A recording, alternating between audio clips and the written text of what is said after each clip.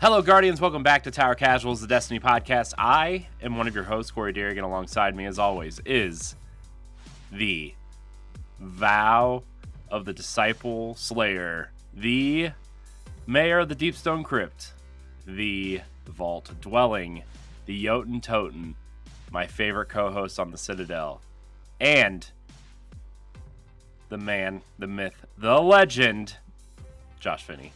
God, I have too many nicknames. We're going to have to retire Jotun Toten. I haven't used Jotun in like a year. I know. We're going to have to retire trying to, we retired Demon Sour Cream. So you know what? That needed to go, though. I think nicknames from like my very first show ever, my very first pod I ever did, should be retired at this point. Yeah, that's fair. That's fair. How are you, Josh? I'm good. It's a good week. It's a good week. It's Tower Casuals night. It's Tower Casuals night. Good personal stuff going on. Finished up my Fortnite pass last night. Got Doctor Strange and got Prowler. Very excited. Ooh, look at you. Tried to play a little bit of Warzone with the Godzilla and King Kong event going on. Died immediately, so I quit out and uninstalled it. I'm good. Nice. I'm enjoying it. We have a new season on... Corey, we have a new season on Tuesday. 5 days. We do have a new season. 5 days, and we still don't know what... This is wild, okay? Like, then they trailer speculation... Go ahead. Somebody said Tuesday, right? Somebody said Tune In Tuesday or something. Yeah, so what we have confirmed now is that we will get a seasonal trailer Tuesday morning, presumably when the servers go down. Mm-hmm. There is, like, kind of speculation building in the community, and Bungie hasn't shut it down yet. They probably will tomorrow if there's any, like, falsity to this. There's been rumors that there may be some sort of, like, live event for the first day or something. Because they're being so secretive about it. And it seems pretty clear that whatever 3.0 subclass we're going to get is probably tying into the seasonal storyline as well. Because they won't even confirm if we're getting Solar or Arc. We were all so convinced that this was going to happen today that Fallout Plays said that if we did not get 3.0 news today, he would delete a god roll. If we did not get that or the season 17 trailer today, he would delete a god roll out of his vault. And he's just like, God damn it, I cannot believe this is happening. Oh no. Like, everyone is like grade A trolling right now about the season. Bungie's all in on it. It's great. The seasonal name may have leaked in the last 24 hours. We're not going to share it here since it's so close to it actually coming out. Like, I just want to like go in completely blind at this point. We don't do leaks here unless it's like huge. It has to be huge, and there has to be like not just like verified, but like it has to be something beyond like, oh well, this is going to happen in like 3 days. Like Microsoft has to accidentally spoil it, like in the Xbox store or something. Mm-hmm. The one exception we made was we did discuss the notepad and the pastebin leaks last year because there was enough in it that it was like, well, if this is complete bullshit, then okay, we just read fan fiction on the air. If not, hopefully nobody remembers this in 8 months. And lo and behold, I forgot every single thing that happened in there relating to... Because we skipped the plot spoilers, too. It should be noted. We skipped all the plot spoilers. We just talked about mechanical stuff. But real quick, like it's funny that this is how the name came out, because this is exactly what happened with Season of the Splicer last year. Exactly what happened. And that's what sparked all the fake leaks and whatnot. I'm very curious to see how they go about just like dropping the element in, because a few weeks ago, A1 Johnny and I were talking about this, and he's like, "Oh man, it should be a great couple weeks. Like we're gonna get the seasonal reveal, we're gonna get the dungeon reveal, we're gonna hear about like Solar 3.0." And I'm like, man, how wild would it be if we just went in on day one and did not know what element it was going to be, and they just wrote, I think we talked about that like 2 weeks ago on this show. Here's Solar 3.0, go nuts, guys. And he's like, no, I have to experience this the way that it was meant to be experienced while I'm at work, sitting in the bathroom, fervently texting you.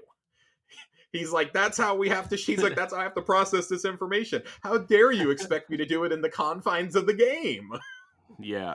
And then, like I said, what if it's Arc? What if it's not Solar? What if it's Arc?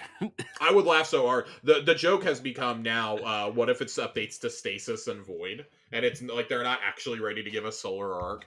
And one of Yeah. the assistant gameplay director or assistant game director did have to come out in Paul Tassie's mentions just like 10 minutes before we started recording and say, no, we are 100% giving you guys an updated subclass. We're not telling you which one it is, though. So that just makes me think this has to be story driven. Yeah. Yeah. It's probably part of like this. I don't know. Maybe there's like 2 or 3 missions that first day of the season, and you have to go in and do something. I'd love it if you had to do the opening mission, like when when you load into a season and they force you into a mission right away. I would love if you had to do that, and at the end, that's when you get the solar powers or something. Like, Hmm. what if like this is where we finally get Rasputin back after like 2 years, Right. and like Rasputin like gives us an upgrade or some bullshit like that. I don't know. There's some cool things you can do. But we're like 4 days away from finding out, so I'm not going to be like, oh, let's sit here and speculate for 30 minutes. No, guys, come back next week to see what we actually thought about Hmm. it. But we do have a pretty packed TWAB. This is not the TWAB any of us expected, but it's one that I'm very glad that we got ultimately because it's Hmm. really rewards focused, and it kind of caps off the discussion we've had about Guardian games the last few weeks and like about events in general. It addresses Hmm. a lot of a lot of the concerns we've had about rewards. We get some dungeon info, new trials of Osiris, armors, a patch note preview, vault space. There's more vault space coming, Corey. Yay, vault 100 space. slots. So what, Um, 600? So like 2 weeks after the season starts, everybody can complain again that there's not that's enough pretty much what space. that's what Dado was saying. He was like, he's like, let go of your material possessions, essentially. Like, Yeah. just let it happen, Just, guys. just let But it go. I don't know. Like I'm not hurting for vault space that badly, but like Johnny and I have a friend who is chronically full in his vault because he just takes things and throws them in there and doesn't look at them for like months or years. We Hmm. just got his vault cleaned up and he's about to fill it right back up. So Phil, I love you, but come on, man. Hmm. Yeah, Dado's exact tweet says, people celebrating another 100 vault spots like they're not immediately going to fill it up with complete garbage and find themselves in the exact same position they're in now, but with 20% more stuff. Purge your stuff and free yourself of material possessions, but only in game. I laughed. I thought it was funny, personally. Yeah. Um, but Corey, if you're ready, I'm let's ready. dive Let's in. let's There's a let's do lot of this discussion squab. to happen here today. I'm feeling really good today, Josh, by the way. I'm feeling good I'm too. I just think there's going to be some really great discussion here. Um, let's see here. Whew. All right. So you open up the TWAB. We're going to address this wacky trials armor in a little bit. We're going to go in order as always. Um, yeah. Hmm. of Hmm. course, Bungie, made a statement earlier this week about the tragedy in Buffalo last weekend.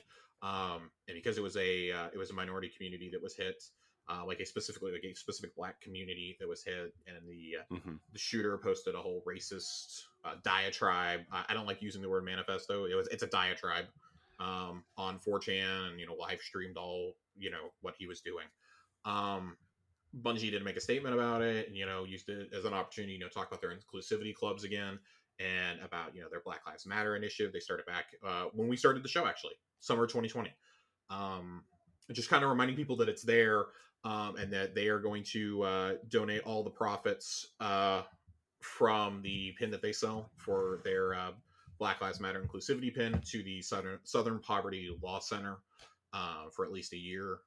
Love to see that. A lot of the stuff in the store goes towards the Bungie Foundation. I think these pins, if I remember correctly, specifically go to organizations designed to help those minorities or sexual orientations, organizations structured around helping them. So that's cool. Check that out if you want to. I definitely encourage reading their statement and what a lot of Bungie employees have had to say about that. Um, but here we go. In Destiny stuff, I like how cheeky they get here in the TWAB right away. I believe it's Damage who wrote this one. I really enjoy it here because he's teasing about things. Many of you, and when I say many, I mean almost every single one of you, have been asking about the new stuff. What is Season of the Redacted all about? What is the next challenge our Guardians are about to face? What's going on with Redacted and their Redacted? Where's the trailer? Which subclass is getting 3.0? There will be a day when many of your questions are answered, but today is not that day. It's a scary, fun balancing act in the grand scheme of things, but player discovery is one of the most potent things in gaming. Do we spill the details in twabs and tweets, or do we hold things a bit closer to the vest with each season to let players dig in on day one and find some cool things in the game itself? If you want to go dark, this should be the last Bungie communication you read before Tuesday at 10 a.m. Pacific.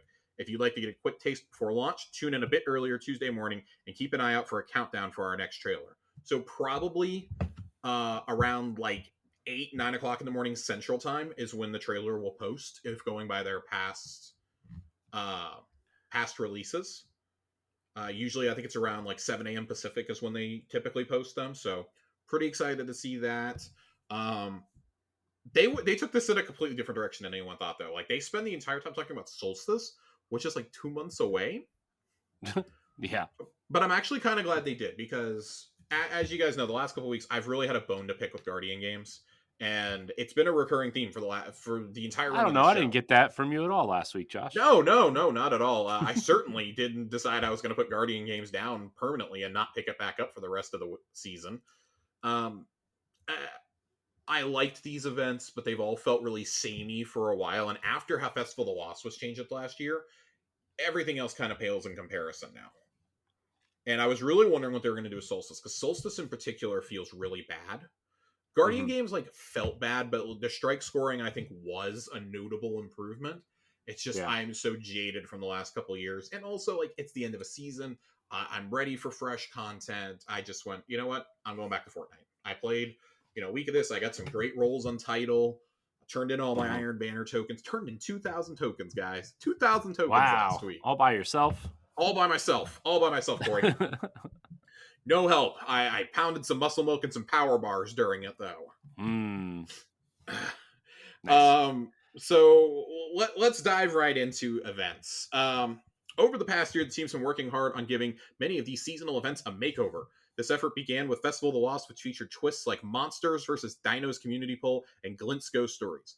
Do you guys remember? We loved the Haunted Lost sectors and Glint's I love Glint's Ghost Stories. I think it's great. Now, it got really boring after you did like 150 of those things, but it was a nice change from the forest. Yeah, it was definitely better than the Haunted Forest ever was. Ever. I was going to sling some words there, but and a lot refrained.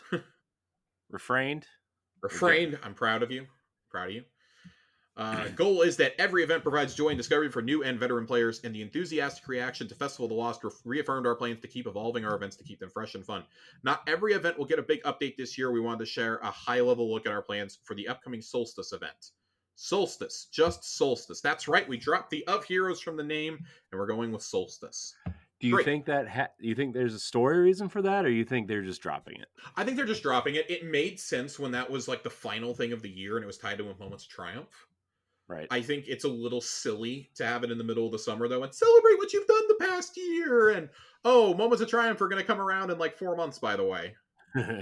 It was just stupid. Like, first off, what event do we think is not getting the makeover? Do we put down bets? Is it the Dawning or is it Guardian Games that's going to get the shaft?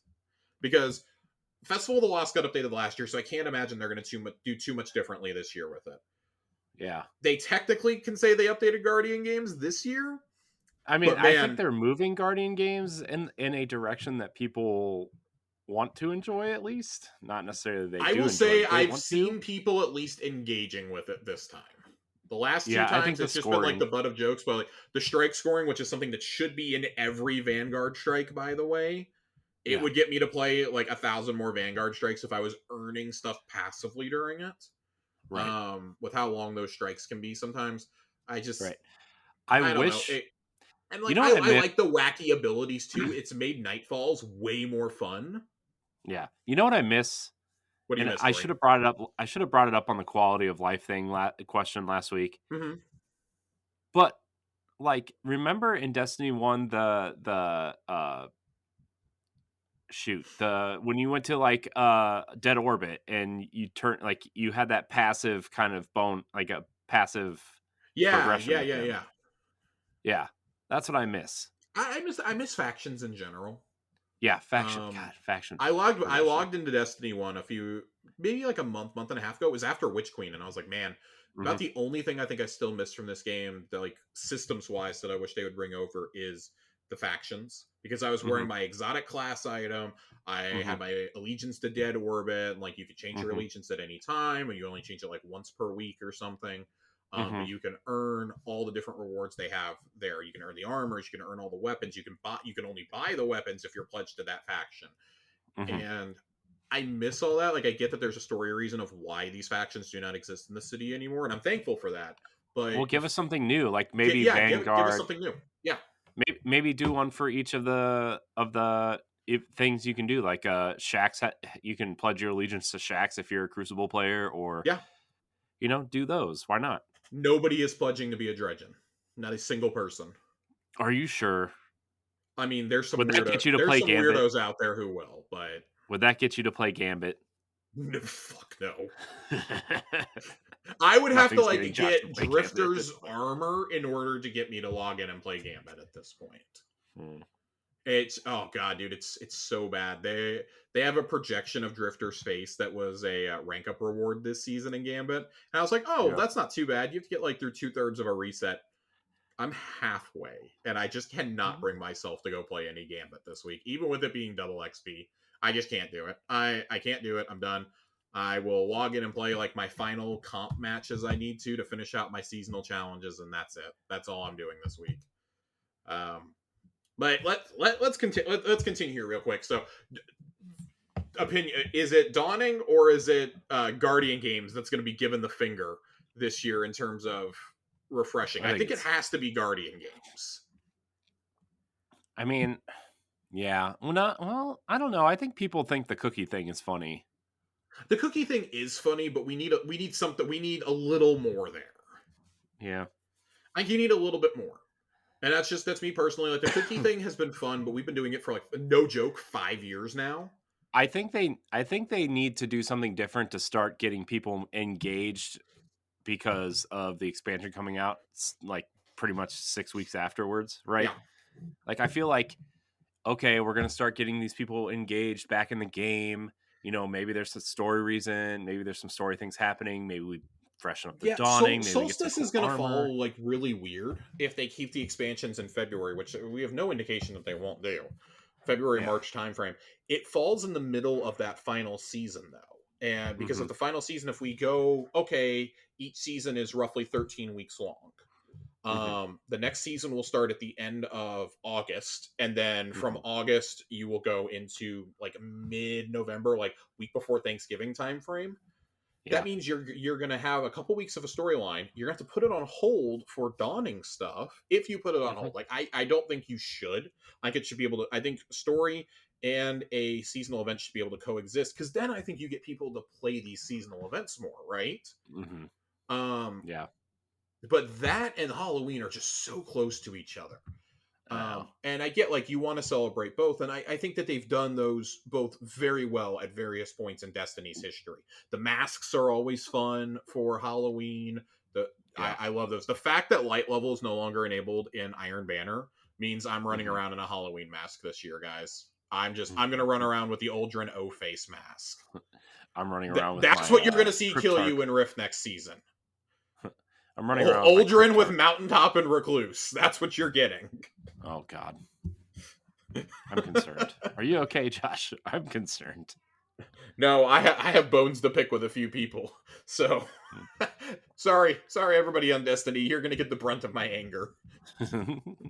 Um, Make sure you I have like. your Cade cape on with your Aldrin mask. I will 100% have my Cade cloak on. I like what they say here, though. There'll be an awesome set of armor to pursue only this time. Instead of completing armor objectives and collecting keys and packages as consumables, you'll be completing event challenges. One of the biggest changes you'll notice is we changed the armor experience. Players will only upgrade one set of Solstice armor throughout the event.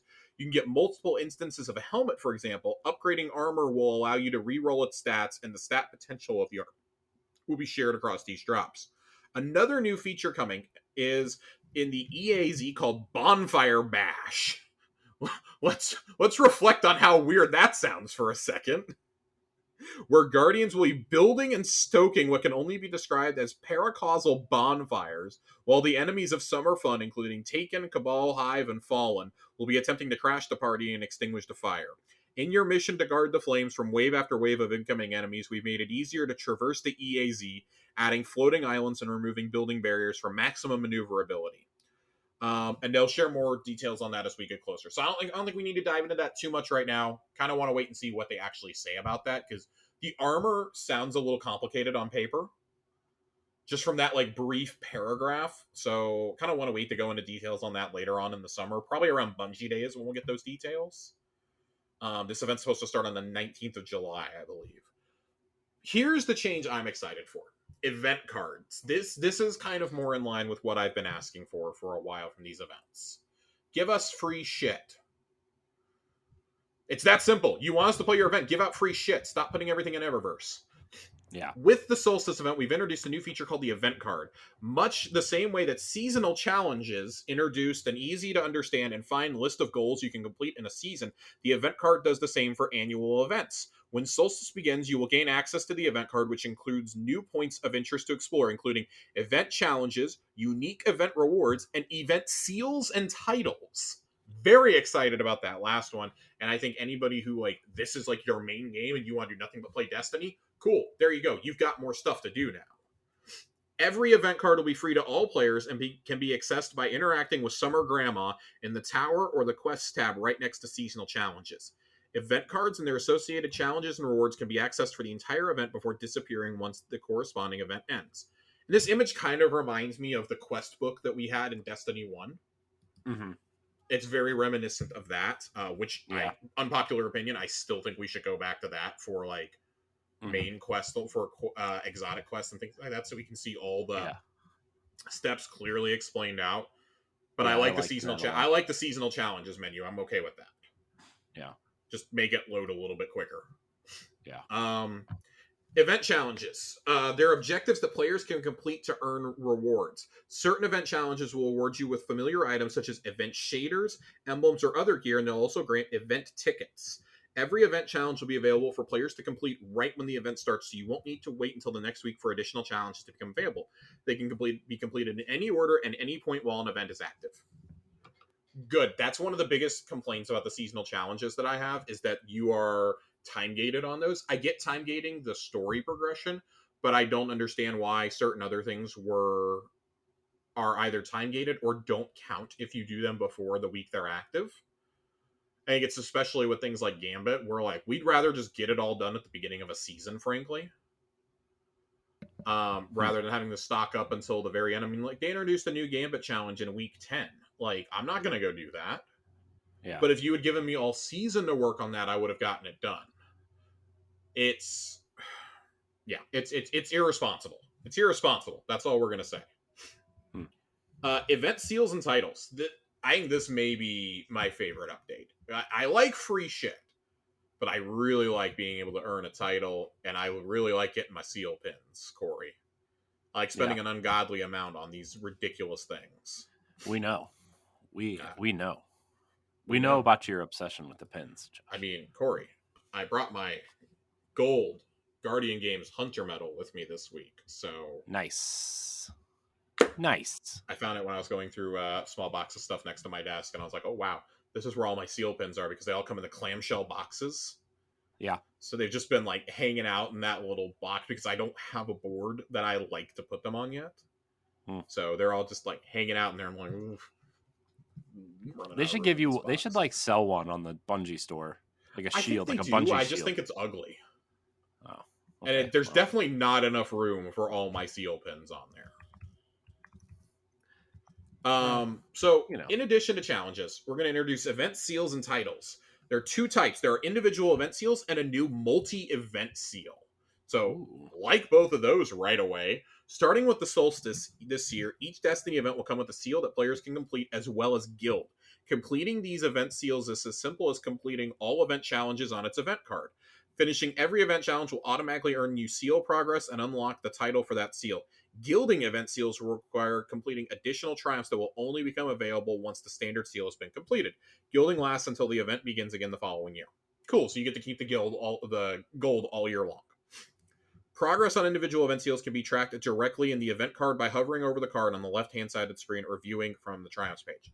The multi-event seal that event-loving players will be able to work toward. Starting with Solstice, players can complete a certain number of event challenges in each of the 4 yearly Destiny events to complete this seal. That means the earliest you can complete this seal will be in Guardian Games of next year, and doing so will earn a unique event title. You'll also be able to gild this new seal after completing the standard version, and we'll be sharing more details on how to do that in the coming year. Cool. I think that's great for the people where, again, this is your main game. You can flex a little. I like that, and I'm interested to see what the title names are. I secretly hope that the Christmas one is like Baker. I don't know what you do. Like, I don't know what you do for some of these, but I think there's some pretty funny ones you could do. For some of these, like the Guardian Games one, it feels like something like Olympian would probably be it. Yeah. Solstice, I have no idea. Barn burner or something. If you're doing bonfires, I don't know. And Halloween, good luck. Just let Glint come up with that one. And then I don't know what you do for the multi-season one. I'm very curious to see all this as this season progresses and these are put into the game. Yeah, it's gonna be interesting. Yeah. Here's the main like crux of what I want to talk about in the Schwab this week, though, because I got a bone to pick regarding Eververse. Oh boy. Yep. Well, I thought we were done. I genuinely thought we were on a good track with Eververse. I got a bone to pick with the pricing on Eververse. So, upgraded event card rewards. A new event means new event-themed cosmetics to customize your experience. Those items have traditionally been part of the Eververse store. With the upcoming Solstice event, we will curate a collection of these items as unique rewards through the event card itself. These rewards will only be available through the event card during their initial release, but like most of our cosmetics, there's always a chance they'll become available again at a future date. While the event card and event challenge rewards are free for all players, these extra cosmetic rewards will require players to purchase the upgraded event card. Upgrading your event card will cost 1,000 silver and immediately grants you an exotic reward bundle. You acquire more rewards by spending the event tickets you complete from challenges. The overall value of the upgraded card will vary somewhat, but is expected to regularly exceed 3,000 silver in value. So the rewards they're going to give you if you buy the upgraded card for 1,000 silver during Solstice: a hot dog eating champ emote, Sunny Exotic Ghost Shell, the Iris Gossamer Legendary Shader, the Skateboarding Emote, and then we have 4 rewards we don't know about, which is a Legendary Ghost Hologram, an Exotic Ship, and a Legendary Transmat Effect. I would need to see what the rewards are first to determine if I'm going to spend this. Like, on the surface, I don't think 1,000 silver is like egregious. That's about what an exotic emote costs. I mean, I do think those are overpriced, but if you look at it that way, it's like, oh, I'm buying this for that emote and I'm getting everything else for free. I can kind of swallow that a little. But I look at this knowing I will never use the ghost holograms. I will never use the transmat effect. I probably won't use the ghost shell. So I'm buying this for 2 emotes, a shader, and like there's an 85% chance I'll never use the ship either. It's kind of a hard pill for me. Like, that motherfucker better be eating hot dogs like the best way a hologram can eat hot dogs. That's all I'm going to say. Like, those better be the best digital hot dogs this side of the Traveler. I'm not overly thrilled about the cost of this. They better have some spicy ballpark mustard on there. Spicy ballpark mustard. Somebody fetch the Grey Poupon. Excuse me, sir. Would you like some Grey Poupon? Excuse me, sir. Can you please pass the Grey Poupon? If you aren't sure whether you will complete the event, wait until the last week to make the purchase and see how many event tickets you've accumulated. I will not buy this right away. I'll tell you that right now. It does not matter if I like the emote or not. I will not buy this right away. I want to see if I actually enjoy Solstice this year before I go and spend the money. Solstice has been the event that is just like kind of like ground into me the last couple of years because I'm so tired of the EAZ and that whole shtick. I need to see what other changes they've made, and I need to see how I feel about the armor upgrading system, because I traditionally don't like the Solstice armor either. It's Yeah. it's too bougie for me. I'm not out here trying to rep Armani or like Louis Vuitton. Are you I sure? wear, dude, my cloaks are all ripped apart. I'm absolutely certain. I'm wearing a fucking plague doctor mask every time I put on my Celestial Nighthawk. I don't think my hunter cares about it. He's more machine now than man. You look at him; he's got little moving pincers on his chest, like RGB glowing shoulders. Like, yeah, dude, I can guarantee you, I don't care about Solstice armor or glows or anything like that. I want to see how the event tickets drop, though. I think that's my biggest thing, because you look at this and it feels almost a guarantee that the exotic ship and the skateboarding emote are both going to be cost the absolute most tickets. And I don't care if I miss out on holograms or a transmat effect. Like, again, they're gonna have to be really good for me to want to pay for them. But Yeah. I guess I just like if I like the initial exotic emote and the shader, I will probably end up getting this anyways. Yeah. But I want to see what each of the rewards looks like before I commit. I don't want to buy these blind, you know. Mm-hmm. But I see this as you're spending 1,000 for a bundle of, things, and I know people like. I mean, I'm kind of doing it myself. Like, we're like, oh, nobody gives a shit about these holograms or these transmat effects. I think I tried to say Destiny. I think Bungie understands most people don't buy these things, even for Yeah. Bright Dust. So, well, okay, we're gonna go ahead and make them, but what if we just like shove them in here as like some additional value? The real like value of this is it's probably closer to like 2,000 silver realistically. Like, if you consider an exotic emote is about 1,000, like it probably still goes over. I don't know.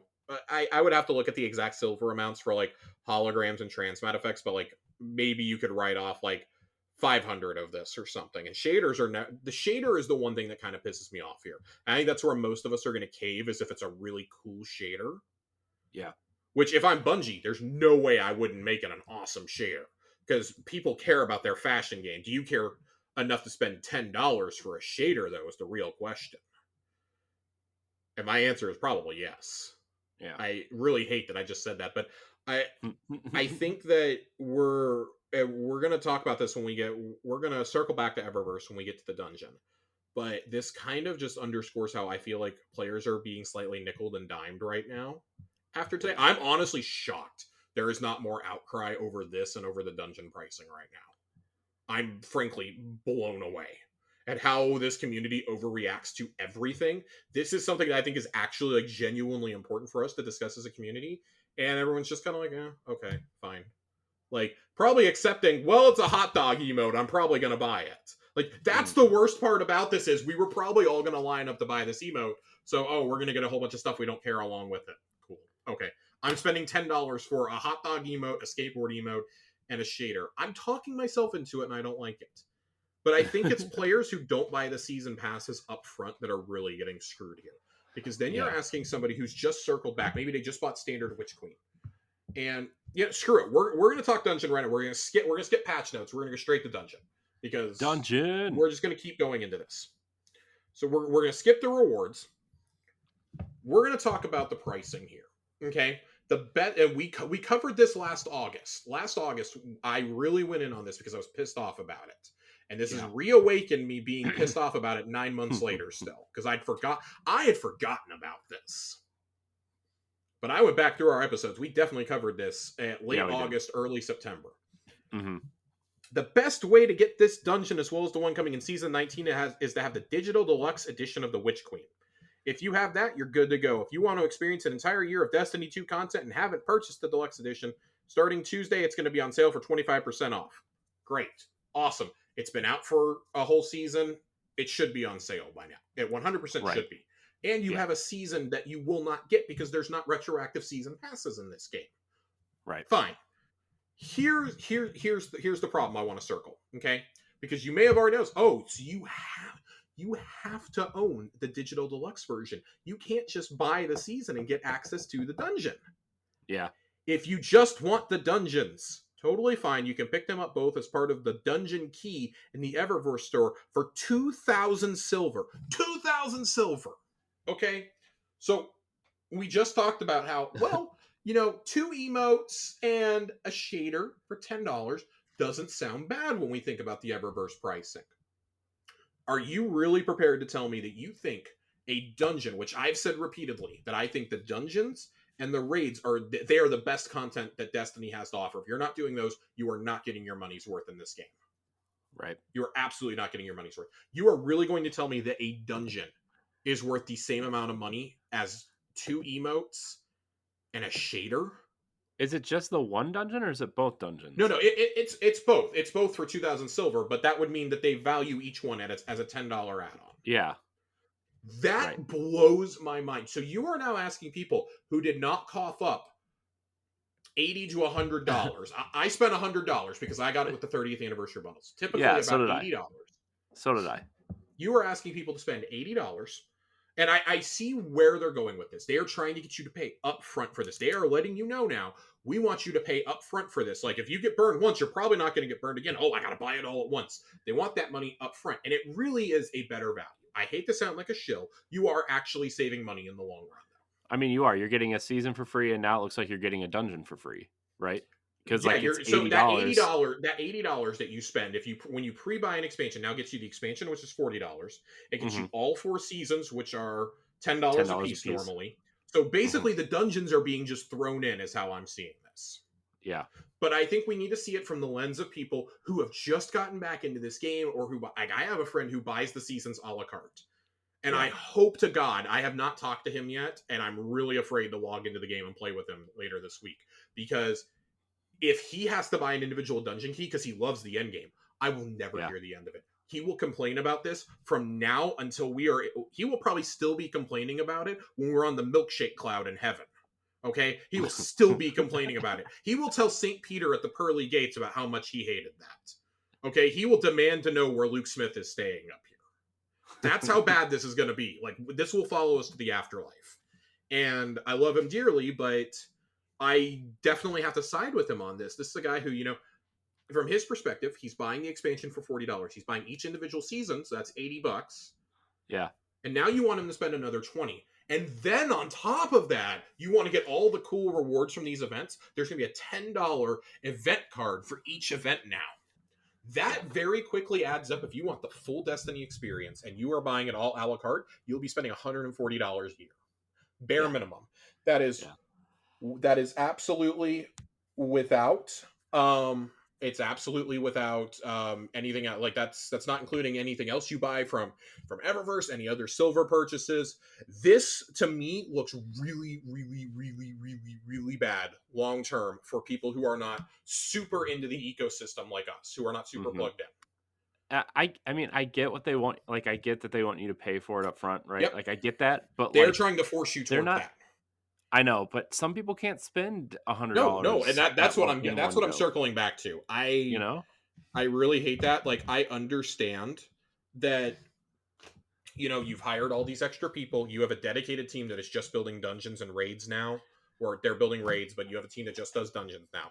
Totally understand. We invested so much into the back end of the PvP endgame experience. Totally get that. That is admirable. I love it. My issue becomes, why sell this extra pass? I'd rather you just elevate the price of the base expansion by like $10 and say, hey, we're elevating this by $10. We saw the reception to the dungeon key. We realized how confusing it is. We're going to up the expansion price to $50, and the dungeons will be included no matter what version of Lightfall that you buy next year. I think that's honestly the right way to go about it, because this did not go over well when it first came out. It is not going to go over well once more people start realizing this is in the TWAB now, because really the reaction is going to be when this goes live next Friday. When this goes live on the 27th, people are going to freak out. Justifiably so. They're going to freak out. Yeah, because, I mean, how many people maybe don't read the TWAB and they just hear that a new dungeon is coming out and like they'll buy the season, or they don't even know there's a new dungeon. They're going to log in, see a pop-up, new dungeon is active, and then you go to click on it and you'll be told you have to purchase this content. And you have to pay $20. You can't even split it into 2 dungeons. You have to pay $20. People are going to say, no, I'm not doing this. And I don't blame them at all here. Yeah. But I get it. I sucks. totally get it. And I mean, like, I know that there's going to be defenses of it. You look at the dungeon, you look at the loot list, and look at the loot list real quick here. One armor set per class, one legendary armor. Artifice versions will be acquired via master difficulty. 4 new legendary weapons, 2 reprised legendary weapons, an exotic weapon, exotic catalyst, 1 exotic accessory, either a ship or a sparrow, and 2 legendary emblems. That is a pretty damn decent loot pool for a dungeon. Mm-hmm. That is 7 weapons, really, if you include the exotic. That is a full set of armor. You can get artifice armor. That's a better loot pool than what Grasp of Avarice had. Straight off the bat. Yeah. That is double the loot. Oh yeah. Double the loot. Maybe I'll actually run this one more than like 4 or 5 times because I'll actually like the weapons this time around. AS Luna was like the only thing super worth getting. Wait, you didn't like the sword? The sword is dope. I just didn't really have a need for it. It did roll with chain reaction, which was really cool. I did like that. Chain reaction on a sword is pretty fun. Yeah. But I digress. Like, I get that when you look at that, and from a game making perspective, this to me, this is absolutely worth $10. I will say right now, a dungeon with this kind of loot is most likely worth $10. I will defend the $10 price point. What I will not defend is asking us to pay an additional $20 if you did not buy the bundle up front. Right. I mean, and then introducing fucking event passes on the same TWAB. That is an extra $60 you're asking players to spend. It's almost going to be cheaper for you to buy the 25% off thing. Yeah. To buy a season and the dungeon. At 25% off. Let's do the math here. 25% off. You're looking at $60 you'll be spending, which is 3 seasons of content. If you're buying a la carte, that's 3 seasons of content, 2 dungeons. That comes out to $50 right there. Yeah. It is almost cheaper for you to do it. It's not cheaper ultimately, but it's almost cheaper for you to do it that way. Yeah. Well, I mean, you'll get the previous season storyline and event theoretically too, right? Yes. Because they're staying all year. You just won't get the pass. Right. You won't get the season pass, which to me, that's a big part of that $10 you're spending. No, I get it. I'm just saying. And I mean, like, listen, I've defended the seasonal pricing for a long time. I still think $10 is really I think what you get for $10 is pretty damn good. Yes, we could get a little bit more cosmetics in the battle pass, but I'm ultimately not that upset about it because it's not a game like Fortnite where all there is to give you is cosmetics and quest lines for more cosmetics. It is a game that has a storyline. It helps fund PvP maps. It helps fund dungeons, things like that. Dungeons and raids not being included as part of that does feel bad, although I understand it. I think raids aren't included either. I thought the raids. I thought the raids were included and the dungeons weren't. They are. I'm talking just like the base price of a season. Okay. So like, if you didn't buy the Witch Queen, you could still play seasons. I think that just looks really bad on the surface. I don't think this will get reversed, obviously, this year. And the whole reason it won't get reversed is this was explicitly talked about last August. This is a business-facing decision. You may be saying, well, you're getting bought by Sony. Why on earth do you need to do this? Legalities. Legally, you've already announced this. Your shareholders are already expecting this. You cannot change course on this when this is expected to bring in revenue for you immediately. Like, you cannot change that based on the terms of your deal with Sony. Now, next year, I don't think it's going to be a thing. I don't think this is going to go over well. And I think you have the backing of Sony at that point. You can probably sit there and go, well, you're providing all this great content. Here, we're going to fund you a little bit more so you can kind of ease off on that. And like maybe like the event card thing, I don't think I'd be as upset about it if it was like 500 silver. I think if it was 500 silver, a lot of us would line up to do it. Yeah. 1,000 isn't even that bad for me until I start thinking about I drop $80 on the expansion and season passes up front, which I'm fine with. I play this game so much that I feel I get more than my $80 worth. I feel like I more than get that throughout the year. I put in hundreds, if not like 1,000 hours into this game probably every calendar Yeah. year. 1,000's probably a little much. I probably put at least 400 to 500 hours into this game a year.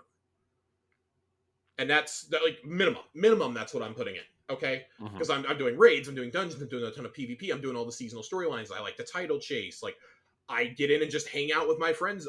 I can't tell you how many times we've gotten in like John and I just need to talk about stuff, or I've needed to talk about stuff with my buddy Matt. And we've just like, pulled out emotes in the tower and just literally sat down in the tower and just like shot the shit. Mm-hmm. Because this is a social game. Like, this is a social game from this, so I play with my friends. And when I think about it that way, okay, I'm not spending a ton of money. The cosmetics don't actually bother me, but that's me. Because I know I'm not going to buy every single one of these upgraded passes. I know right now, like, a Guardian Games one holds no interest for me. There is almost nothing you could put in there that would interest me. Yeah. Probably same with a Christmas one. But Halloween and Solstice, that's going to be a little dangerous. You're making a hot dog champ emote. Like, if it's not sponsored by Nathan's Hot Dogs, I don't know if it's worth being in there. It's just, it's asking us to continually spend more money and less things being available for Bright Dust that is really bothering me. Yeah. I don't like that trend. And then couple that with the dungeon news, and I really hate it. There were a couple tweets from Fran Mirabella over at DCP. He put out a few tweets today, and I agree with what he has to say. So let me read both his tweets, and then we're gonna have a discussion about a seasonal pricing model. The new dungeon pricing in Destiny 2 is $20 or 2,000 silver a la carte. There are 2 planned each year. If you bought the Witch Queen Deluxe Edition, this includes 4 seasons, 2 dungeons, pretty close to a $40 annual subscription model. Will we see $5 a month features someday? Seemingly, the focus is getting the funds ahead of time and trying to push more people into seasonal content via the commitment. As for a true subscription feature, if ever, they'd have to solve for how you own content versus just accessing it monthly, quarterly, or annually. I think that a $5 upgrade or a $5 a month sub fee is not far off at all. I think he hits the nail on the head here. Mm-hmm. Because if you look at it, $40 in seasons alone, okay? That, like, we just broke it down. $40 and then $20 for the dungeons, okay? So that's $60. That is that averages out to $5 a month right there. Right. I could see them just saying, well, hey, we're going to offer this, but knowing Bungie, and this is not a knock on Bungie, this is also, I feel like this would be a Sony or a Microsoft decision. Whoever would own Bungie, this would be a decision they would make. Say, well, we can extract more money from those annual users. 1 million people pre-ordered the Witch Queen at least. Mm-hmm. Destiny's seeing its best numbers it's seen probably since the Taken King right now. Yeah. And you think if even half of those people did $5 a month, that is an absurd amount of money. It's a lot. That's a lot of money. If you're for a full year, I'm going to do quick math here because I want you to understand how absurd this would be. So 500,000 users, if half of us who pre-ordered the Witch Queen did a $5 a month seasonal model or $5 a month pay model, which I don't think is absurd. I would probably line up to do it right away, honestly. It's $30 million. $30 million. Do you think they're going to leave $30 million on the table? Hell no. I wouldn't. Yeah, and we're just counting pre-order. We're just counting half the pre-orders. We're not counting we're not counting if even more people decide to. That's a very rough estimation of what I feel that people would actually pay. Yeah. But if you're going to do that, then I think you have to start offering more content. I don't think they're prepared to do that. You'd have to unvault some stuff, like maybe say hey, here's going to be our featured content for the year in game, but you have access to vaulted content through the subscription pass. Gosh, that would set off a whole nother. That would set off a whole nother thing. But that's the only way I can see you justifying asking for a monthly subscription. That and increase vault space to 1,000 for people who have the sub. Yeah, that's the only way I can justify that. I mean, doesn't WoW and Final Fantasy 14 do that? They give you more storage space if you pay a premium subscription. I believe so, and they also have there's a lot of content WoW, you have to buy a premium subscription to play. I believe that and Final Fantasy 14, that they're free to start. Right, but I mean, isn't there there's an extra subscription that you have to pay for more storage space or something? I possibly I don't want to misspeak on it. I think it's I don't know. I don't actually remember off the top of my head. Yeah, I've never played WoW or Final Fantasy 14, so I can't tell you. But I thought that at least, I don't know, I thought I heard that somewhere at some point, but maybe I'm wrong. If you play WoW or Final Fantasy, please write in. Let us know. Yeah, please, because yeah. I just want to know Um, if there's a precedent set for something like that. yeah, I'm not actually sure. That might be some good research for us to do during the week to talk about Hmm. next week briefly. Yeah. But any other concerns about Eververse about this? I think we like kind of covered this pretty clearly. Write I in and just let us know what you think about Eververse. Yeah, I wish there was more stuff to buy with Bright Dust. Yeah, Like I just feel the, like the the prices need to rotation be is not. adjusted also drastically, Yeah. both in terms of silver and bright dust. Like they need to be probably like 30% lower than what they are across the board easily. Yeah. An exotic ship should not cost me almost as much bright dust as an exotic emote. Uh-huh.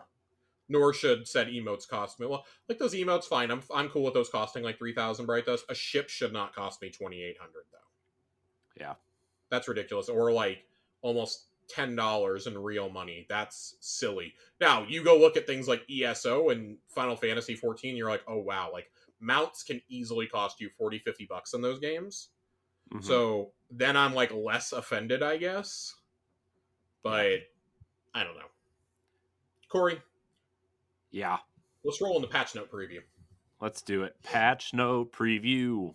There's really I not a whole lot in here. don't know what that was. You guys can check out some of the stuff about the UI UX. Dare's of Eternity increased strange coins earned from the reward chest from 1 to 3. That's been an often requested feature from the community because if you didn't grind that stuff out right away, and that title is obtainable, seal is obtainable all year long. If you didn't do it right away, though, you kind of got screwed with the strange coins, which you need to purchase things from Star Horse. So I'm glad they're addressing that. Power bands have been increased for the new seasons. The soft cap will be 1510, up from 1500. The powerful cap will be 1560, up from 1550, and the hard cap will be 1570. So just 10. It's 10 across the board. Hmm. Um, That's I'm pretty yeah, normal though cool. for So we're all gonna season. log in, and if you played at all this season, you should be ready to start climbing towards that hard cap right away. Yeah. Vault space. This is the big one that we alluded to. Has been increased by 100. Was 500, is now 600. We know this doesn't enable players to save every single. Somebody just get murdered in your house, in your apartment. I don't actually know what's going on outside, and I'm really worried to like open my door and look. I'd heard that. There are kids like these kids scream all the time in that hallway. They're still doing it. I can't hear them now, but I heard that first one. I thought somebody got stabbed or Jesus something. Christ. No, dude, they usually do it around like 3 or 4 o'clock, like right after school gets out. Like there were kids that ran up and down the hallway screaming a week or two ago and were like banging on every door as they ran down, and you could hear them Yeah. like screaming, like, "Oh my god, I just heard another screech." I don't know what's actually happening out there. And there were like so many complaints that our apartment complex had to address it. That's hilarious. It was pretty funny. So let's try and get through this before they scream again.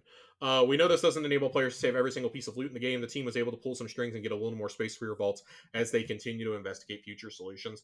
I would not expect any other update to happen until Lightfall at the absolute earliest. Hmm. So 600 spaces, you're going to have to make it work, guys. Zer's inventory will no longer be different if players manage to find him at destinations shortly after the weekly reset happens on Tuesday. Basically, you can't hold Zur hostage anymore, which I was guilty of doing also. Once we realized like really good rolls were like popping up. Yeah. His will is not his own. He needs a break each week. No more overtime. Um, the note about Darn. Scorn is really funny here. Increased Scorn crossbow damage by 300%, ensuring players will always be one shot by attacks no matter their power level or how many damage resistant modifiers they have equipped. And then in bold caps, it has to say, "Don't worry, that's a joke." Um, in reality, Scorn sniper damage has been brought in line with other combat sniper weapons because they were one-shotting people. Yeah. It made some of these Nightfalls a particularly difficult thing. Hollowed Lair last season, in particular, was a nightmare Yeah. on like Grandmaster difficulty. If you were in the wrong place at the wrong time, didn't have a rift or a overshield in front of you, like it was really bad. Yeah. That was not fun at all for anybody. But God, this has been a long job. We've got one more thing to talk about, though, Corey. One more thing. We This is already talked a about the dungeon. secretly beefy Schwab. Secretly beefy Schwab. Yeah. Yeah. Um, Kind of snuck up on you. It's like, ah, trials. Um, they're doing a freelance weekend this weekend, zone control, blah blah blah, and then Trials is going on hiatus for a few weeks until June 10th. So your first 3 weekends of the new season will go Dungeon, Iron Banner, Trials. great. Great way. I think that's great. That's a great Yeah. start to a season. When Trials comes back around, there will be some new loot to earn. We've already announced the fusion rifle and sidearm. We also have some new armor. And we're leaning deeper into the Trials themes you've seen over the years. We're excited to see how you mix and match these new sets with pieces from activities throughout the game. So you look at this, and the immediate thing you notice is the hunter is an ape. Yeah, I saw Hunter that. is an ape. I love that. Kinda, Shotgun aping hunters. I love that. I'm jealous. The Titan is a ram. I don't know what the Warlock is supposed to be, though. The Warlock is okay. So I tried to figure this out. That is the beak of some sort of bird, and Like a then this, griffin almost. yeah, and like the wings come off the side. So I think this is really cool, though. Like, these are like kind of like, these feel like almost like Zodiac based. yeah, I really like the hunter helmet. I'm surprised the ape went to the hunters. I'm not. That kind of makes sense.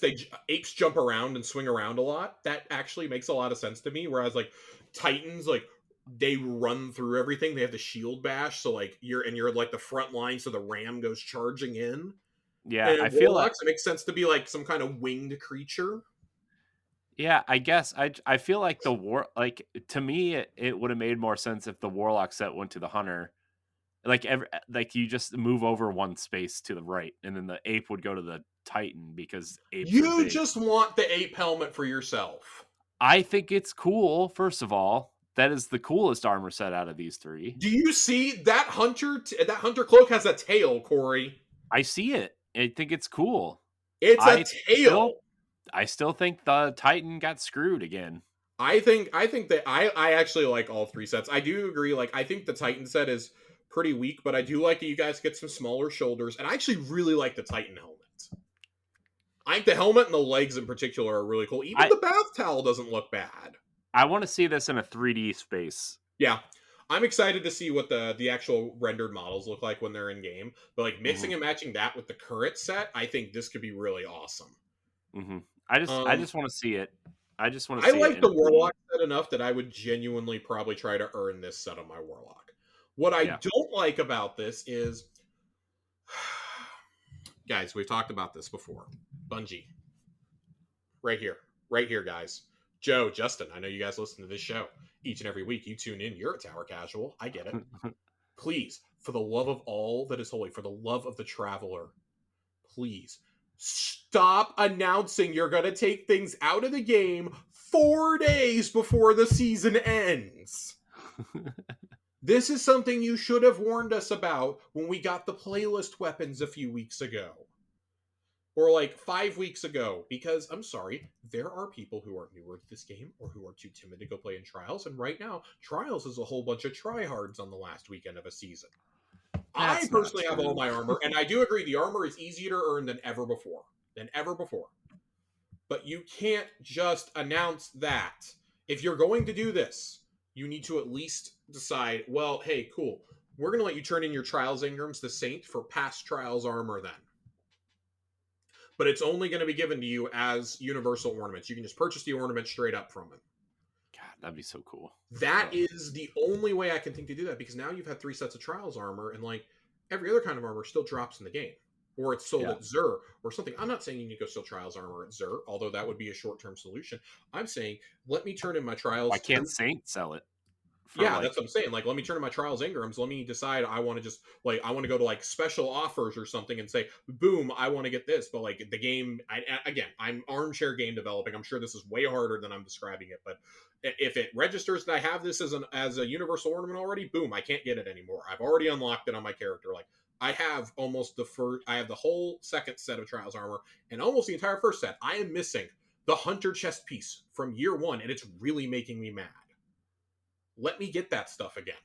Let me earn that stuff again. Like that is, as you introduce more and more sets of this armor to the game, you're going to have to find a solution like that. You're just going to have to. Or let me use, if you don't want to do that, let me use my spoils of conquest from the raid. Let me use those and let me buy the armor straight out of the kiosk. Mm-hmm. Because then I'm at least doing an end game activity. There. Be happy about it. I think it's silly that Trials. I think Trials armor should be treated the same way as some of this other stuff. Like, oh, it's not in the game anymore, but we're still going to let you buy it from the kiosk. You just have to work really hard to get it. I would be fine with that, and I think most other people would be too. Yeah. Yeah. But wait, there's more. If you'd like to kit out your Guardian There's a bit more with Trials team, we have 2 new cosmetic rewards. So the first is there's a ghost that's up there, and I can't really make out what that is. It's got some fur on it. It's got some horns. Kind of looks like the Titan helmet in a little way. It's a bird. It's got a bird like of some kind. It's like a little sparrow. Yeah, it's got like an Egyptian crown with some feathers, some wings. Yeah. It's a falcon. That's what it is, because the sparrow is called Falcon's Chase. The Falcon's Chase sparrow. This is a pretty dope sparrow. Dude, that's really cool. I really like this sparrow. And did you notice the middle is a beak? I did. See, I feel like I need this for my hunter because I wear Celestial Nighthawk so much. Yeah. I need this. Like, I've been using Gallerwing. Oh, and there's like the runes on there too. Oh my god, I hate this. I hate seeing this because I know I probably will never earn this. If it's like the previous 3 sparrows and ships, I'll probably never earn them. I did finally get the ghost from this year, though. I did get that to drop a couple weeks ago. Nice. When I was playing, I was very excited about that one. Also, nice. like, let us buy the old cosmetics. Like, come on, man. Yeah. Yeah. Talking about things to sell in Eververse. Come on. At least the ghost and the sparrow or something. Yeah. Bungie Foundation's got a gauntlet tabletop fundraiser going on. For $25 donated, you can get an emblem there. The recipient that they're donating to is Xenomath. Xenomath's mission is to spark joy and inspire a love of math in young children and families through racial equality, family engagement, and play, all centered in the experience of communities of color. Xeno changes the landscape of early math through a unique play-based approach, and they believe that math skills and abilities are essential to leading a full and robust life. Cool. That's there. Of course, Bungie always does 1.5 million charity initiatives. So there's that if you're interested. Release the update. Player support has rounded up the timelines and need to know updates. Of course, this will follow the typical schedule that it always goes on. The game will be brought offline at 10:45 a.m. Or 9:45 a.m. Pacific. Destiny 2 is brought offline. It'll be brought back up 15 minutes later with update 4.1.0. Players looking to earn certain Bungie rewards should complete the associated in-game achievement before 10 a.m. Pacific time on May 24th. That includes the Guardian Games Tankard, the Guardian Games Medal, the Psionic Operator long sleeve shirt, Vow the Disciple pin, the Witch Queen Legendary Campaign pin, and the Risen Seal collectible pin. I really love the shirt. I got the shirt a few weeks ago. I've worn it on this show a few times. It's super comfy. I love it. With the shipping, it is a little bit expensive, but I really love it. And I definitely, guys, we already talked about my pins. I got my pins. I had to get my pins. So, especially because I chose to pass on the raid jacket, I wanted to go ahead. I decided a $20 pin was better than spending $160 on a jacket. Oh, you mean on like the swamp jacket? I mean, they'll probably go on. I'll probably like the legendary pin and the raid pin are both smaller, so they'll probably just like I'll probably pin them to my messenger bag or something that I carry my tablet in.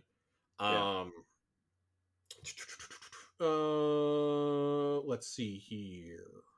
I did not like the raid jacket this time. It was fine. It just made me look like I was going to be cosplaying as like an 80-year-old retiree in Florida. That's what I'm saying. The swamp jacket. I didn't hate it, but after the vault jacket and after the parka from Deepstone, it was a little underwhelming. I'm saving my funds for the King's Fall jacket later this year. Yeah, that's good. There's absolutely no way I'm not doing that. Yeah. I did want to give a shout out. So, of course, you got Art of the Week and Movie of the Week and stuff, and you guys can check all that out. There was a special art week that I wanted, or art thing that I wanted to shout out, that I saw tagged on Twitter the other day. and it was I don't remember what the exact hashtag was, but it was like Destiny 2 zine or something like that. And every piece that was submitted to it was a spoof on a cover art, usually for a movie, but there was like one that did like Portal 2 as a reference. Oh, And that's these were cool. really cool. Some of my favorites were the Into the Spider-Verse spoof, which was titled Guardian Into the Throne World, and it was a hunter diving upside down, Miles Morales style. Oh, that's cool. I thought that was really cool. There was one that was a spoof on a Dungeons and Dragons campaign cover, Destiny Dungeon of the Mad Wizard, and it was called Dungeons and Destiny. That is an actual tabletop variant of Dungeons and Dragons 5e that has been created that you Oh, can that's play cool. as Destiny characters with all the enemy races in it. There was a spoof on Vox Machina called Legend of the Witch Queen instead of Legend of Vox Machina. And Vex in the Shell instead of Ghost in the Shell. That's a really dope poster. Kind of looks like it's Mara Sov that is taking the place of the main character from Ghost. Uh, Exo Stranger in the Multiverse of Madness. That was really cool. It's Elsie, and it's a spoof on the Doctor Strange poster. She's like posing and like doing like he kind of does with his magic tricks, but like all the glass shards look like pyramids around her. Yeah. And what was the other? There was one other. Oh, there's a spoof of the poster for the movie Your Name, which is really cool. It's a pyramid and a traveler in the sky and a female warlock on one side, male titan on the other, and he's using the Guardian games shell the towers there. It's really cool, but there were a lot of really cool variants. Go check those out. Give them some love. Some really cool stuff there. Cool. And then we have one final thing here, Corey. But we're going to come back to this. We're going to have three things in Lore Corner tonight now because they gave us a little bit of lore inside the end of the TWAB. Ooh. Before we do that, since we basically moved all our discussion into the TWAB with the Eververse and with the dungeon and reward systems and things like that, let's answer some questions. Let's do it. Question time. Question time. Question time here. We need a name for the question section. Yeah, we'll have to think about that. So we have from what I saw, we had two questions this week. Yeah. We had two questions this week. The first one, of course, as always, comes from Andre. No video this week, Andre. No video this week. I was a little disappointed. Yeah. I didn't have to explain to my mom while I had her at the rehab center today why I was watching a video of somebody at a construction site with no Destiny stickers on his helmet. Bungie, this is week 3 of me asking you to get my boy some stickers. Can we like find an Etsy vendor for him or something? I'm gonna have to make some and send them myself. Right? How did y'all meet and how did the podcast come to be? I think we've definitely talked about how we met several times. Corey and I met in a Facebook group. It's true. That Corey actually put together to specifically figure out the original sleeper stimulant puzzle. Yeah. And then, way back in the Taken King. I was a baby podcaster at the time. You were. We were both podcasting on different podcasts. Yeah, God, that was... Ooh, that's going on 7 years ago? Yeah. Yeah. September 2015. So, oof. Yeah, I was 22, 23 at the time. Yeah. Yeah. It was 20. I turned 30 in 2 weeks. So that should put in perspective how long Corey and I have known each other. Yeah. And let's see. I was doing DNA stuff. So that was my first Destiny podcast. Yeah. You guys went for like 100 something episodes? It was like it was ish. It was close. I don't really remember the exact number. It wasn't quite 100, but it was pretty popular. But then the person I was doing it with didn't want to do it anymore. Yeah. So, and I think it was a lot harder to cover Destiny 1 also, because I mean we went an entire year without content drops. Mm-hmm. Yeah, because we ended up. I think like at some point we ended up shifting gears in that show to talk about Overwatch and the Division at some point, just because there wasn't anything to talk about in Destiny. I mean, let's be totally honest. If we didn't have seasons and Yeah. like updates coming out as quickly as they are and like ongoing stories, this show would probably not be sustainable. Yeah, I mean, remember when we first started, we were like, yeah, when the expansion drops, we'll probably do it for like a month every week, and then maybe we'll do it every other week. Yeah, originally when we did it, we had thought about doing it bi-weekly Uh-huh. because the podcast just kind of came to be right after. It was the day that the Beyond Light reveal happened and Season of Arrivals came out. Uh, Corey and I had kind of lost touch for a while, and he was tweeted out. He's like, "Man, I really miss talking about Destiny. I want to talk about Destiny again." And I was just like, "Dude, hey, Yeah. you just got to say the word. I want to talk about some Destiny, and none of my friends are playing this game right now. Like, they pop in like once a year, and that's about it." Yeah. Like I had been playing with John and them for about a year at that point. Yeah. Yeah. So and Yeah. it I kind mean, of spiraled from there. We met Nerd and Colonel Panic right around that time too. yeah. So Yeah. I miss talking about Destiny. I like, nobody wanted. I mean, when you look, I'm to put this in perspective, like my Nintendo podcast is about to hit 300 episodes, and we started that around the time my last Destiny podcast was like halfway through. yeah, And then I was like, I, as much as I love that show and the other shows that I do, I'm like, nobody wants to talk about Destiny the way that I want to talk about Destiny. And then Josh shows up and saves the day, you know, and here we are and approaching here we were trolling episode sandwich 100. accounts weeks later. Yeah. Um, Who follow us, by the way? Earl yeah, Sandwich. they follow the show and they follow us, by the way. Despite me Yes. complaining to them about taking away my favorite sandwich ever. I Um, also complained to them.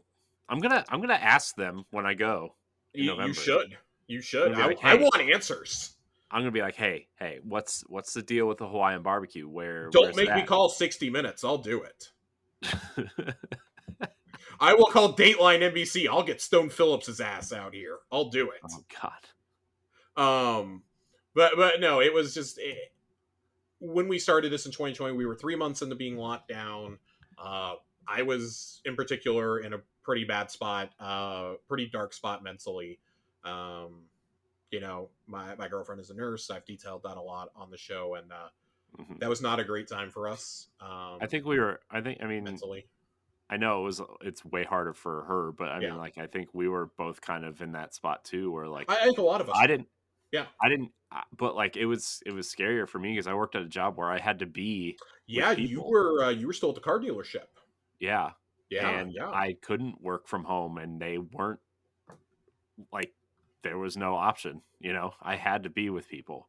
And they didn't take it It was seriously.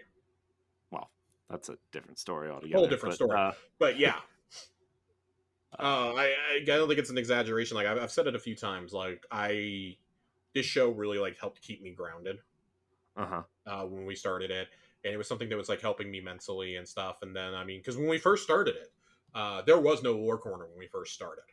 It was No. just something I kind of did off the cuff one night, and then we were like, "Hey, this is actually pretty great. We should just keep this." Mm-hmm. And that's just like kind of how it came to be. It just kind of by the seat of our pants, So went through some learning experiences that year. But we came out. I think we came out the other side a lot better for it, and we both became way better content creators and Oh podcasters yeah. because of it. I mean, yeah. I mean, I gotta say, like, out of all the shows that I do, this one became the most consistent and the Yeah, most. You know, we have a cadence, we have a style, and it's really influenced the other shows that I do. I think too. yeah, So for sure, for sure. it's your So fault. there. Oh, thank you. There you go, Andre. There's like some of our early episodes are not on the feeds, but it's all good. Our second question comes from resident dice goblin at Sammy Gobo. Love the show. My question is, what do you guys think of the secrecy being shown by Bungie about next season? Does it make you more hyped or just the same? I would love to know. As always, great show. Helps me get through work every Saturday morning. Um, I mean, for me personally, like I feel like I kind of answered this earlier. I actually really like it. I share the same feelings that Dylan expressed in the TWAB. Hmm. That I would rather find things out for myself Hmm. personally. I don't think It builds everything needs to be detailed. anticipation. Like, yeah, I think it's built hype. Like, they have successfully built a hype cycle around showing nothing. Yeah. There are memes flying. All the developers are getting in on it. The narrative team is getting in on it.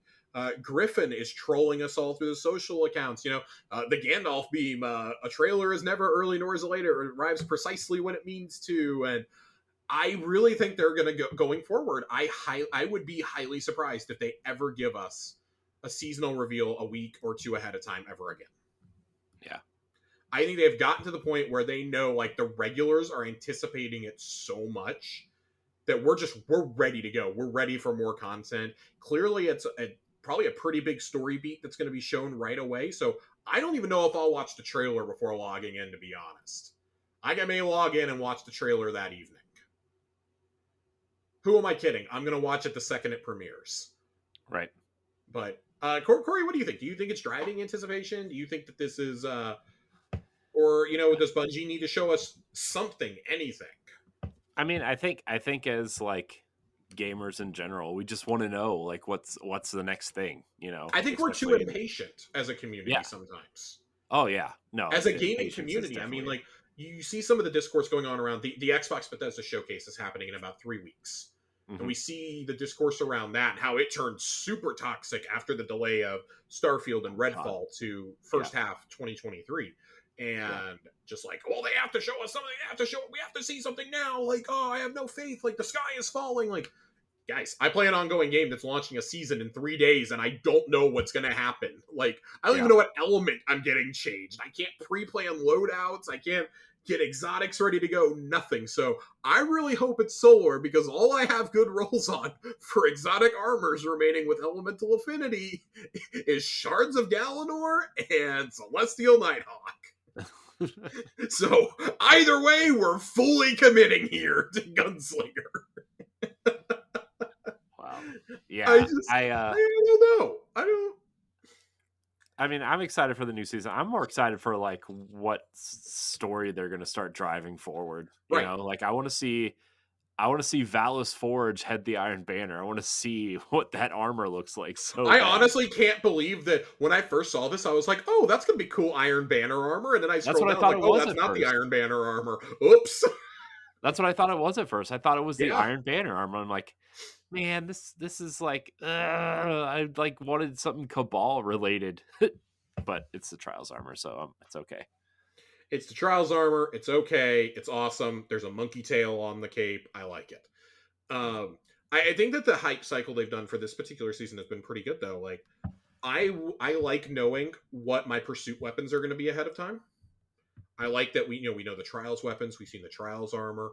We know what's coming to Iron Banner. We know about Iron Banner changes. We've seen a glimpse of the new PvP map. Like, going in not having anything about the dungeon or about the seasonal story or even the I do think 3.0 probably should have been talked about, because that's going to be a really, really long TWAB next week to break down all these abilities. And I'm like cringing a little bit because I'm a little afraid that we're going to have a TWAB and we're going to have a separate post for 3.0 on Tuesday morning.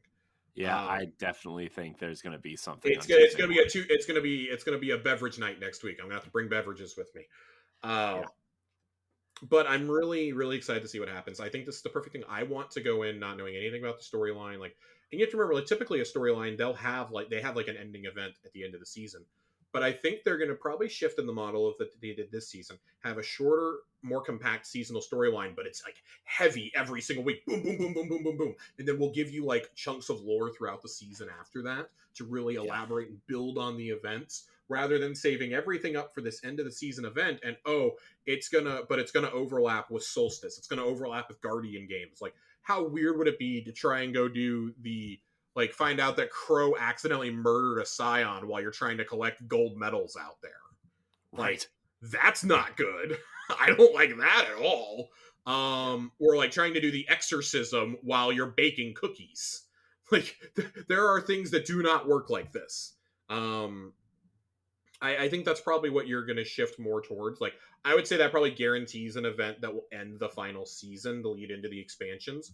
But other than that, I'm not like totally sold that we're going to get those again, because I think otherwise events kind of line up with the end of the seasons. Yeah. With how Guardian games are structured, with how Solstice will be. Solstice, I don't think will end. It doesn't seem like it's going to be at the end of the season. It'll be probably towards the middle, so we'll probably have something to end this season and go into season 3, and then season 3 will probably just. I don't think there'll be any ending because you'll have Festival of the Lost right there. Right. But I think like if you need an extra oomph, there you go. Or if it's a continuing story beat, like it made sense for us to take the final thing of Splicer and make that like the permanent override after that because you got the Saint and Mithrax cutscene. The High Celebrant mission was left in the game, things like that. Like those are cool, but those weren't like season-ending events either. Right. Like I guess the override was there for the last 2 weeks, and it just kind of became the default one after. But there's right ways to do this and wrong ways, and I think with an ever-evolving story for the whole year, it gets really hard to do these like live events or something that lead in to build the hype. Because it's like, oh well, you missed it, so that's it, it's over. Well, that sucks because I can't tell you how many cool things that I've had friends miss out on over the years. Like the Almighty was like kind of an attempt at doing a live event like Fortnite did, and I think they realized really quickly, like, oh, people don't want to just stand in the tower for 2 hours. Right. The one leading into Beyond Light was cool, like when the Traveler healed. That's the example of when you need to do a live event because the cutscene that followed was really cool when the map darkened and then like Traveler pushes the darkness back from Earth, right as Earth is about to get swallowed. That was cool. Right. It was cool. This other stuff you don't really need, like the exorcism, how they described it in the dice talk that we discussed a few months ago. The exorcism mission is their idea of a live event now, something that's up for like a week or two, and then it's gone. Great. It lets everybody experience it. If there's a problem with rewards or something, they can fix it really quickly, and we can all still enjoy it. That is the approach that needs to be taken. Mm-hmm. So if you want to do something like that to build hype, cool. But I'd almost rather, I don't want one of those every season. I want those used sparingly and for big, heavy-hitting moments like the exorcism, like the attack on the last city. If there was a mission in the tower, like that's like the Traveler healing, that's what I want to use these for. I don't want to just be like, oh, well, we're watching something blow up in the distance. Cool. I mean, all things considered, that was kind of cool, but not for like 3 hours. We all thought it was fun because it was the first month of lockdown and we had nothing else to do on a Saturday. Right. In retrospect, please don't ever do that again. Yeah. So let's not have another worldwide pandemic to sit through either, though. Oh my god, we're still recovering from the last one. I side tangent on that. Yeah. I saw something like because I manage social media at my job, and one of the things trending was monkeypox. Monkeypox. You want to know about monkeypox? It's the hottest new disease floating around in 2022, and the first United States case was found today in Massachusetts. I hate everything. So, if you're looking for a hot new disease to eradicate human life, there you go. Corey, let's hit these lore corners real quick. We got three things to get through so we can wrap the season up. Let's do it. Number one, I said there was something here in the Schwab. We're going to read this. We're not really going to go into it too much, but this is the lore for the Synaptic Spear. This is a snippet of it. There was a really cool video. They made a replica of it with Has Foundry this week.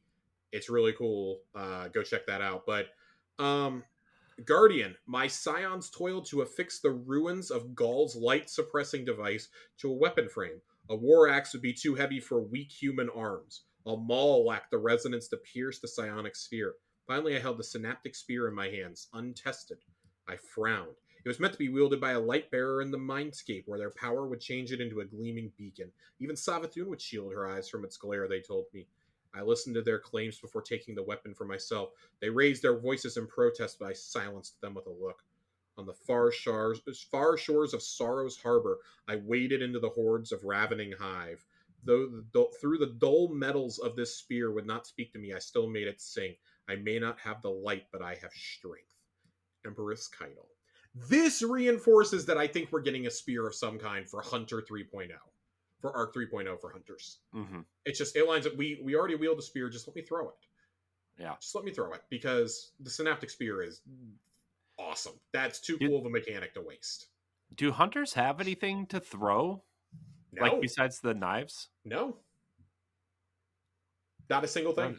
It's wild when you think about it, isn't it? Because like Hunter or Titans and Warlocks do. I was just I've thought for a long, so like I always was an advocate for Titans to get javelins, yeah, similar to the ones you use in the Zol mission.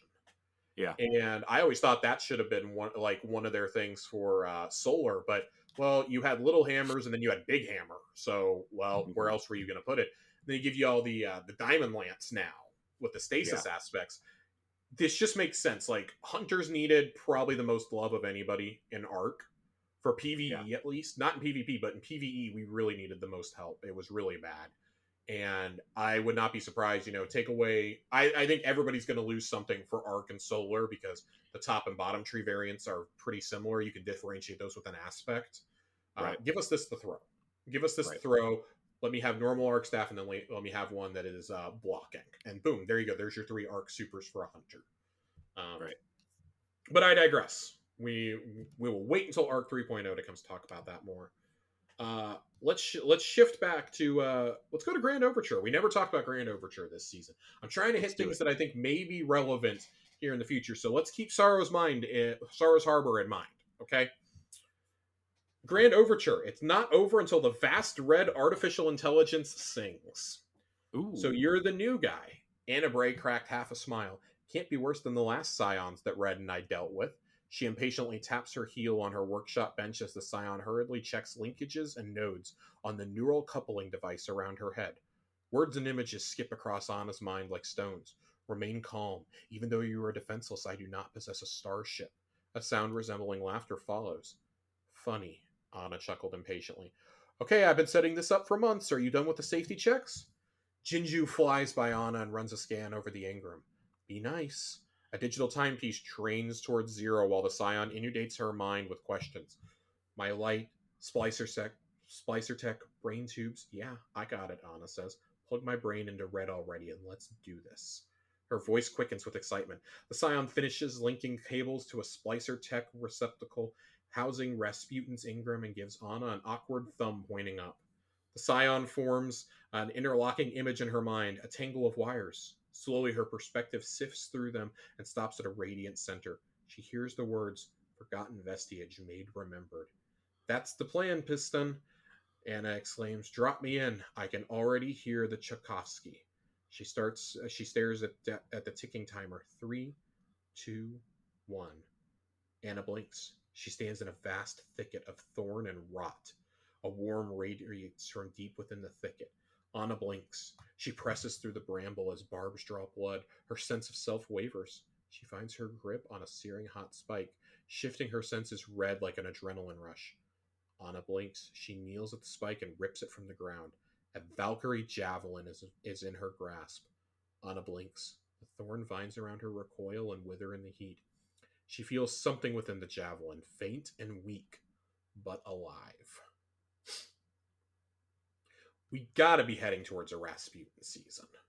it's got to We've been be. saying it for a long time, but specifically mentioning the Cabal tech, the Splicer tech, and then what we just read about the Psionic Spear with Keitel. Right. This is this is too much here. Yeah. There's got to So be something, right? I mean, it just there's got to be something. It's been 2 years. It's been over 2 years now at this point. We need it. how is he going to come back, Josh? I have no idea. I think Anna may stay plugged in. She may be still plugged in. Like I don't know if we'll get it this season, but we're definitely getting it this year. Like this is us assembling the Avengers. This is our Infinity War right now, basically. Yeah. We've long speculated Lightfall will be like the absolute ass kicking, and then Final Shape that's Avengers Endgame. If we're Right. likening this to the MCU, Right. um, Well, they've already said that that's been a big inspiration, right? yeah, So yeah. makes sense. So yeah, like that. Not a whole lot to really discuss here. And I kind of feel that way about this last one. These are just wrapping up some story threads that we've talked about this season and kind of prepping us for next season. We have the final Guardian Games class item to talk about. The Mark of Metal.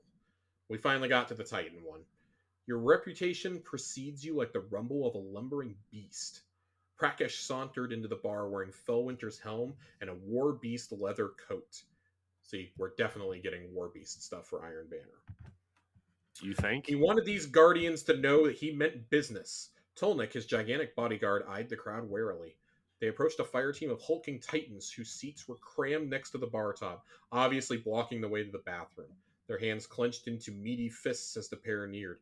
At ease, guardians. Prakish raised his hands in mock surrender. Next round's on me. The titans relaxed, their chairs creaking audibly beneath them. Good to see you, the sentinel rumbled. Figured you was mad because we called our bets off. Nothing personal, he shrugged. Of course not, Prakish replied as he squeezed into an empty seat between them. Tolnik leaned against the wall, arms folded across his chest. But it does make me wonder, the bookie continued, where you're taking your action. We got great odds from this really big guy, the Sunbreaker said. Had a deep voice and a weird helmet. Oh yeah? Prakish said with feigned disinterest. Lots of people have weird helmets. Yeah, but this guy's the only one I ever met with 4 arms and no legs, the Sentinel said. His ghost must be a real joker. He had 4 arms. You're telling me this guy's a Lixney? Prakish shot Tolnik a frown. I ain't licking nothing, the Sentinel scowled. Prakish rolled his eyes. He was fallen. This was the Batsa district, right? The moment stretched on as the Titan struggled to catch up with the obvious. Oh, damn, Maurice, the Sentinel finally exclaimed as the light went on for her. That explains the weird porcupine dudes. The Sentinel shook his head. I would have never guessed they were aliens. What great disguises. Prakish pinched the bridge of his nose. Next time you place a bet, maybe try someone with a normal amount of arms, okay? The Sunbreaker nodded. I hear you, Kesh. Forewarned is forearmed, right? These are the stereotypical Titans, and I love it. But it also confirms Spider is coming back in a big, big way. He is in the city now. Yeah. Spider has made his way to the city. So I'm not entirely convinced that we will not have another mission inside the Elixni Quarter at some point. Yeah. I love it. I love it. Let me ask you a question here, Corey. Do you think that we are going to get Spider as the boss of the dungeon this season? God. Or do you think they're going to hold that for season 19? Because it feels like Spider's going to have to be dealt with. I think if you're gonna bring him back now, he's got to cause a little bit of a ruckus before you make him a dungeon boss. I feel like it has to be like the enemy of my enemy is my friend scenario. Yeah. Like, you'll work with him for now, but like once the preparations for or if the city has to be evacuated, once that all happens, all bets are off. He's dead. Because he's going to double cross you the first chance he gets. Yeah. And I feel like Mithrax knows that. This feels like we're going to make a deal with you type situation, right? Like, Do you think that he could be linked to Aramis possibly coming back? Man, I don't know. I don't know. Gosh, now you got me thinking about this. Because I feel like the Elixni are pretty clearly in 2 factions. There was Aramis's faction, obviously, and then there's the House of Light. And I feel like most Elixni have crossed over to the House of Light at this point. But I feel Spider probably is feeling pretty slighted by us right now. We know he hates us and Crow.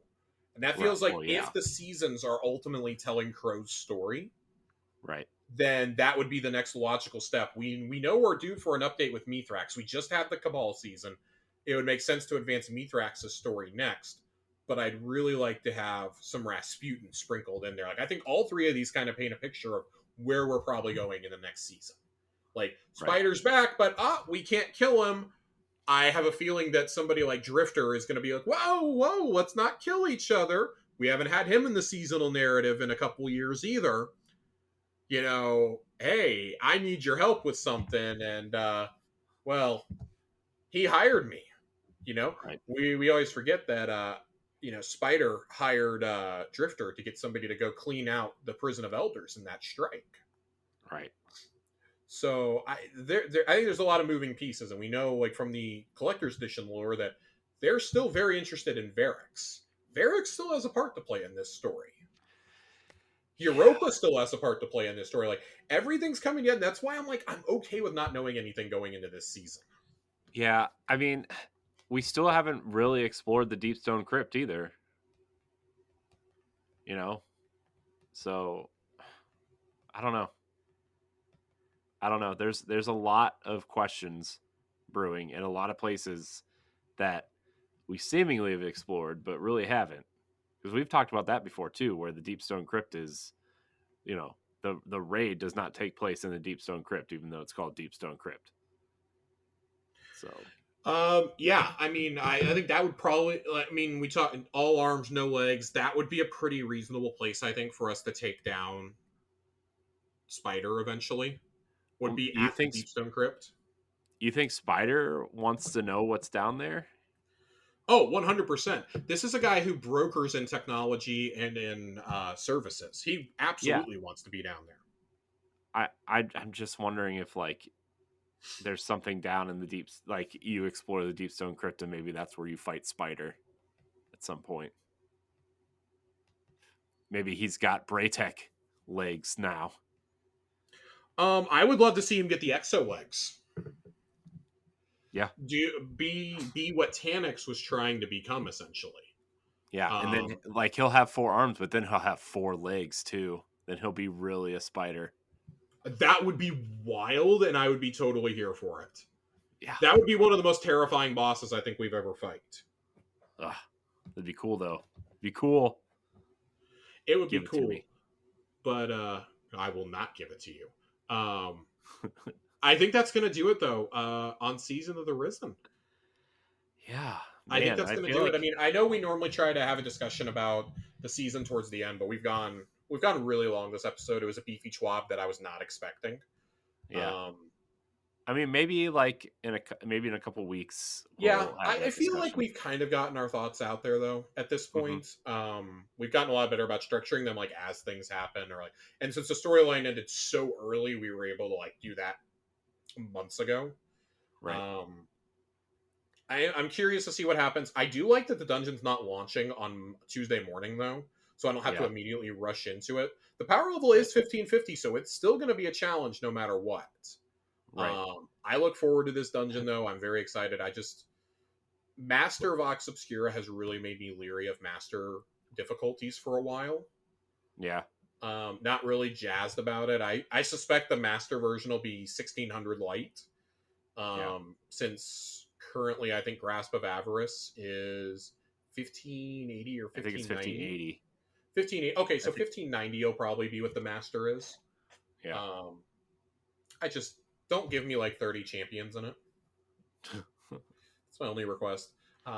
Definitely go get some of those seasonal weapons. Upgrade your war table if you haven't already, because man, I cannot underscore how great it is to be able to craft those weapons. I think I've got one final red bar I have to get, and then I'm done. Yeah.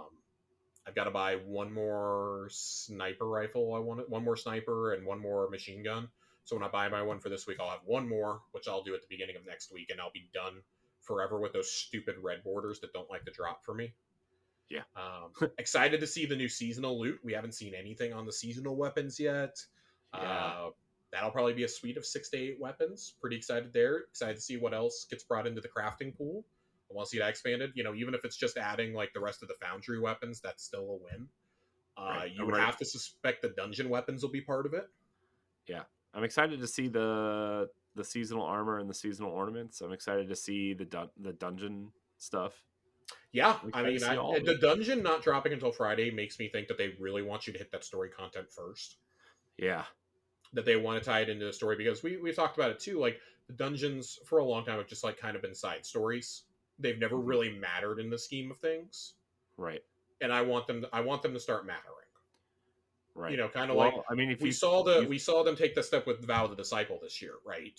That right. actually mattered to the storyline, and they've been kind of like hit and miss. Like Deepstone Crypt really was an epilogue in a lot of ways to Beyond Light, because you dealt with Atrax, who was the final Mhm. lieutenant, Yeah. and Tanix, who was I don't know Tanix. Aramis's lover, essentially, which we know from the cutscenes and whatnot. But I don't really know what else. Like the dungeons and the end game stuff really need to start having a relevance within the game. Ultimately, Right.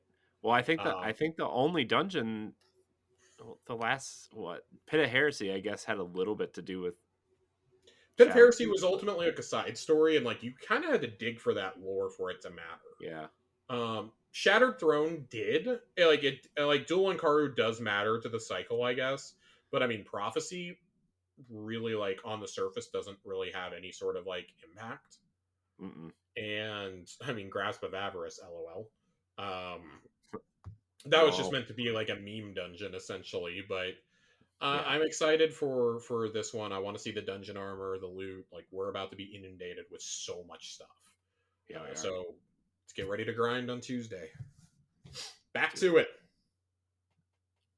get up on it, as they say. I will be on right at reset that day. I will get all my stuff done early in the day. I plan on playing nothing but Destiny. Nice. Well, Corey, Josh, get us what do you out of say we here. get out of here?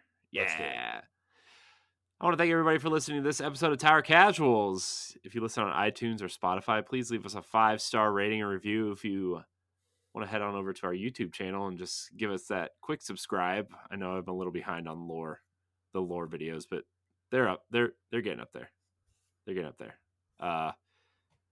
Yeah. Follow us at Tower Casuals on Twitter and Instagram. And you can email the show at towercasuals@gmail.com or tweet at us like our friends did today. Andre, I expect a video next week. No video. I expect a Josh, I sticker appreciate update. Josh, I appreciate your time tonight. Where can we find you? Twitter at Just_Finn 2 Ns. Come watch my existential crisis unfold as I watch the Mavs collapse in another postseason series. Gosh, two days ago you were like, yeah, and then like what yesterday? And then we got or something, you're absolutely like, shit stomped by the Warriors on Wednesday night. Yeah. yeah, you're like, ah. Like, So, God, this sucks. Like, I was playing Fortnite with our friend Ray last night. I was just like, oh, like every single time that something happened, he was like, what's going on over there? We're winning. I was like, no, you don't understand. I've got basketball on my other screen. This is terrible. I hate this. Like, I've got the game piped through one side. I've got my earbuds in on one side. I've got my headset on. I'm like, this is terrible. I hate this. Corey, we get Obi-Wan Kenobi next week too. I know. I'm so excited for that show. Ready? That Jedi Fallen Order 2. It's happening. It's gonna be great. Star Wars Celebration is next weekend. Ah. Get us out of here. Corey, where can we find you? You can find me at I am Corey HD on Twitter and Instagram. You can find me hosting a plethora of other podcasts on the internet. Yeah, that's gonna be it. Thank you guys so much for watching and or listening. Remember to like, subscribe, share, rate, and review wherever you listen to this show. And until next time, we love you. Goodbye.